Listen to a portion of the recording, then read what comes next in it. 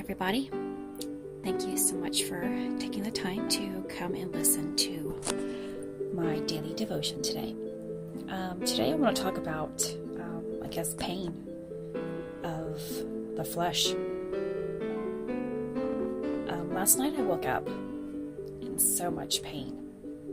And if you listen to my yesterday's Path and Truth video, you'll recall that I've been struggling with following the path that God has placed me on, which has resulted in physical pain resurfacing.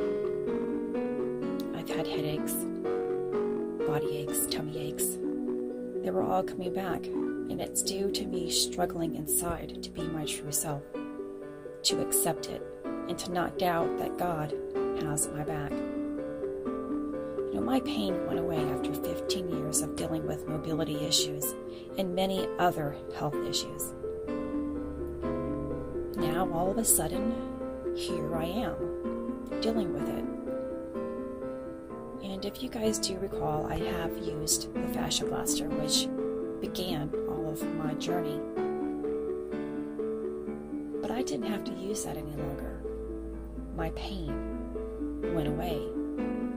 The pain that the doctors told me would never go away went away. The issues that the doctors said there was nothing they can do about went away.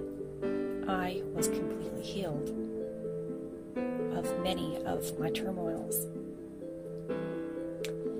So I woke up last night and recalled something that I told myself months ago, that the body suffers when our spirit is lacking. We are all spiritual beings having a human experience.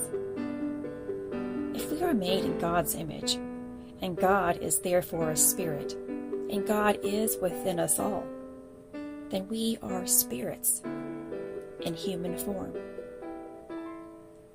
God says that He knew us even before we were born. God knows every aspect of our life, what we'll look like, what we'll do, and what our purpose is. But because of Adam and Eve, we have choices. We suffer with the ego by what we see, hear, smell, taste, and touch, which influences our choices. Everything that happens in our daily lives decides our future, which isn't right. We are supposed to look within, where God is, and live our lives in a higher state of consciousness. When we feel low, we are coming from a lower state of consciousness. We vibrate on a lower level.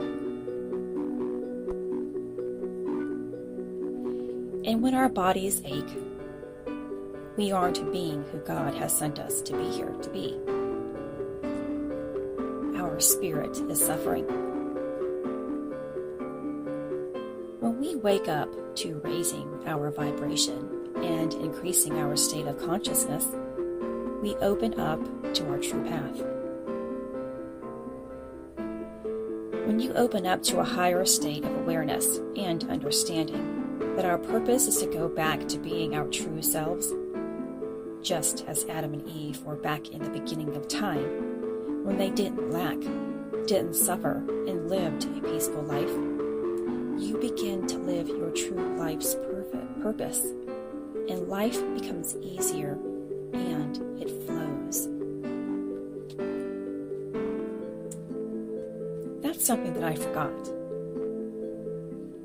Because I'm not perfect, and I'm still learning to break the cycle of doubt, of lack, and opening up to God's beautiful promise that if I trust Him, I'll receive His favors. And for a while, I went along with it. But what is it? The adversary roams, waiting to devour you. And that's what he was attempting to do. Christ endured so much pain in His physical form until His purpose was fulfilled. that proves to me that as long as I'm allowing God to lead me towards my purpose, I won't suffer. But when I doubt, fear, and lower my state of consciousness and start to think for myself with my ego, I'm moving away from my path and my purpose, and my body suffers because it wants my attention to get me back on my path. Isn't that why we have pain? Isn't that why we have struggling? Isn't that why we become overweight and have disease?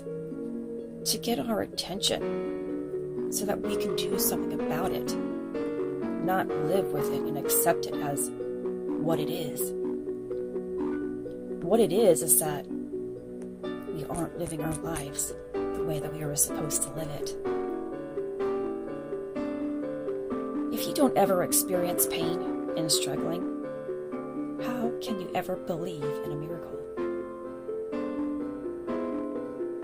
God is my miracle. Through Christ, I'm given strength and everlasting life. But we all must believe in that miracle. That's the choice that we were given by God.